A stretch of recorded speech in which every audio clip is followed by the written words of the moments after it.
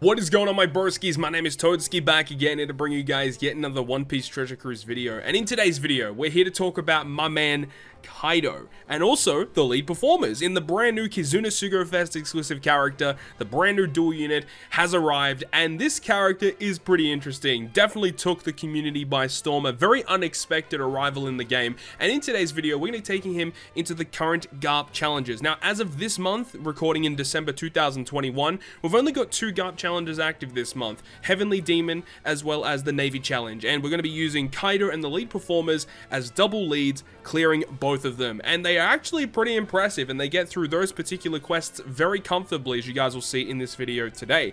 The ink effect also looks amazing, but before we get into this video today, I want to actually talk about what they actually do. I know many of you guys probably already know what they do, but I want to talk about it in a little bit more greater detail, okay? So we have each of their single captain effects, Kaido being a strength unit, the lead performers being a quick unit, and each form of the character is considered a driven and a powerhouse character, which is a huge benefit.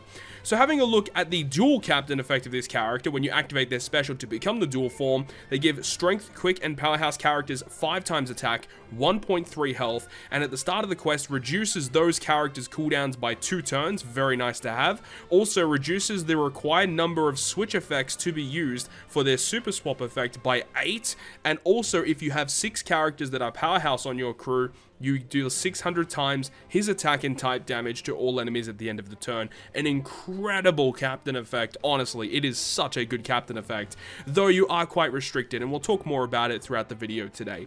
Now, their single captain effects are pretty similar. They're essentially the exact same captain effect, except that it is less damage from their dual form, and also the fact that it is a 4.5 times attack instead. So it's a 4.5 times attack to those 3 types of units, as well as if you have 6 powerhouse, it's 400 times their attack, and if you have Kaido up, it'll be strength damage, and if you have the lead performers, it's going to be quick damage instead. So you can take that to your advantage and switch between the 2 units to ensure that you have type advantage with your end of turn damage. The special ability of Kaido and the lead performers on a 14 turn cooldown, I believe it goes to 13 after expansion, will go ahead and reduce the cooldowns of strength, quick, and powerhouse characters by 1 turn, 500 times their attack in non-type damage to all enemies, damage dealing special, always love to see that, and if there are 5 or more powerhouse characters on your crew, boost the color affinity of strength, quick, and powerhouse by 2.5 times for 1 turn. Otherwise, it's going to be a 2.25 times color affinity boost, which is still very good.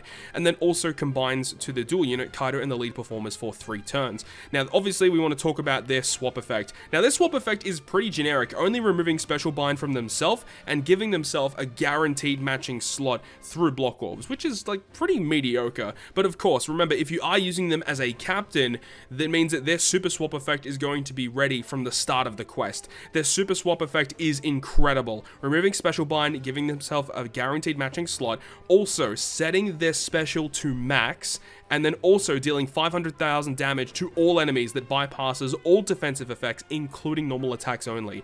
That's a very good effect, and as I said, you're able to have that swap effect as soon as you start the quest, meaning that you can immediately max their special and use it whenever you need to do it, right? So overall, a very incredible unit, and we'll talk more about him in greater detail throughout this video today. So without further ado, let's actually jump now into the GARP challenges. So jumping into this video, first of all, we've got the Heavenly Demon Challenge, or the Doflamingo Challenge. Now, the thing about Kaido that is kind of interesting is you can kind of build him in a couple of different ways. You can build him to be focused around the powerhouse class, which is what you probably should be doing with this character and the way that this character was kind of designed.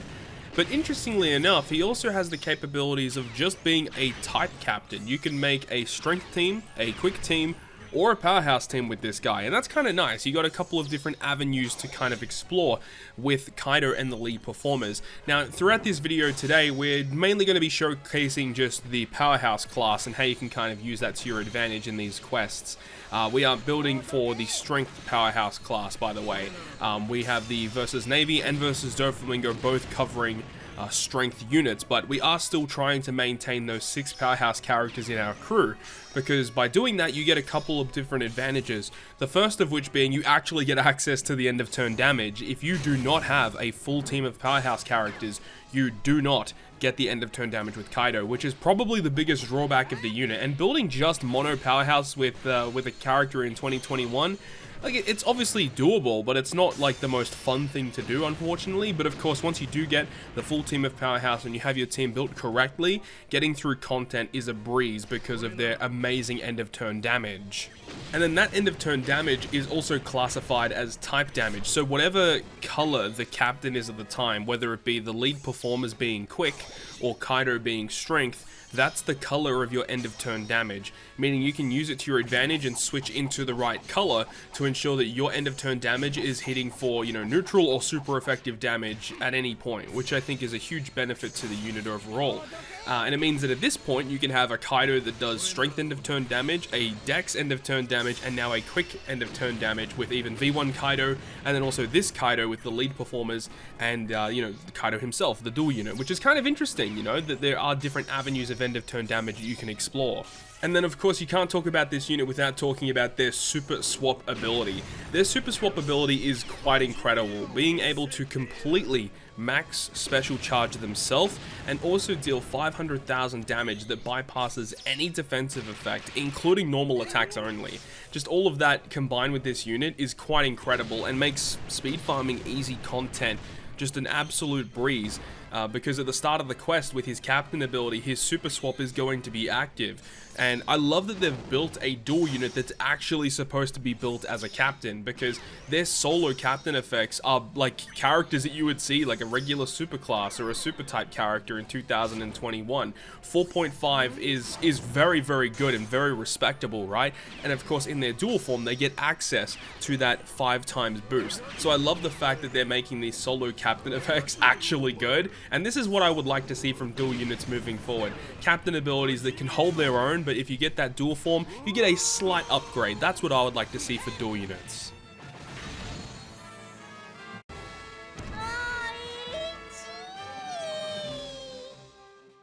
So now that we have gone ahead and concluded the Heavenly Demon Challenge, now we can move on to the Navy Challenge. And this team was surprisingly very good and extremely solid for the Navy Challenge, getting through it without too much of a hassle at all. Now we are using some very key support abilities. We have access to V1 Rayleigh on Snake Man.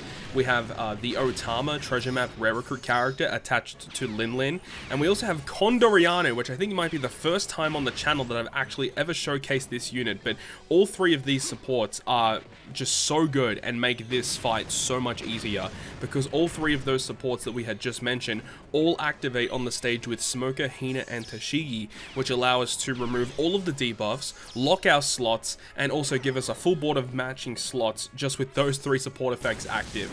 So it's quite incredible that we're able to do that with just a couple of support effects, and you guys will see how awesome it actually is. Zorajuro also making an appearance with his double special activation and just the ability to remove the threshold, because we need to remove it on a couple of different instances in this quest. And then we also have World Journey Sanji, which is another character I don't really use that often, but he is like one of the only units that we can use to just generate recovery slots for our team for the Powerhouse class. So he's able to change adjacent slots into recovery, we can consume some of them, and we can get rid of that hunger effect. So that's nice at least. And we also have, you know, Snake Man's another character that I don't use that much these days. Obviously when he first released he was like the best legend in the game, but I mean he's still a really useful sub, and I love the fact that this character is Powerhouse to this day. Getting multiple turns of his chain boost and orb boost makes this fight so much easier. But talking more about Kaido himself, he's not all, you know, the best unit in the game. He's far from that, but he definitely has some negatives that bring him down a lot, and that's the fact that he's so focused on that one Powerhouse class, right? Even though he does provide benefits to the strength and the quick typing, and it is nice that you do get at least some freedom, you can build teams with those units, but if you do build teams with just quick and strength units and you ignore the Powerhouse class, then it means that you don't get access to all of his benefits, which I think is a little bit of a missed opportunity. And I definitely think it would have been nice if they restricted his end of turn damage and his 2.5 times color affinity if you had a team just consisting of like strength, quick, and Powerhouse, just to make sure that you were doing, you know, what this character was designed to do, because I feel like it's so much of a drawback not focusing on the Powerhouse class that there's just no reason not to do it. If you're building mono Powerhouse, Kaido is going to be one of the best characters to use with, as well as Superclass Katakuri, who also released recently. But also, sometimes when you're using Kaido, you may be hesitant to use his swap effect to change your color, because his super swap effect automatically activating means that, you know, you could potentially get a max special charge and basically get a free special activation. You typically want to use the special, then after he becomes the solo form again, then you'd switch and get his special back immediately, and sometimes you may be hesitant to use that swap effect, which can obviously hinder your actual like clear rate through a quest, which kind of sucks. And also the fact that this character includes Jack, King, and Queen means that you actually lose out on a couple of decent support characters that could attach potentially to a Kaido unit, so I really don't like that in general, but I mean, you do get access to at least some decent supports, right? I mean, Page 1, I think X Drake as well, Legend Hawkins, you know, there are actual units you can use as supports for this guy, which is at least, you know, respectable at least. But that is going to conclude this video, utilizing Kaido and the lead performers against the two current GARP challenges here on One Piece Treasure Cruise Global. Really excited to use more of this character in the future. Hopefully you guys have enjoyed this video today, and if you guys did enjoy the video, make sure to go ahead and leave a like, and if you want to stay up to date with all of the content that I post, including more One Piece Treasure Cruise content, make sure to hit the subscribe button down below. But on that, guys, I'll see you guys within the next video.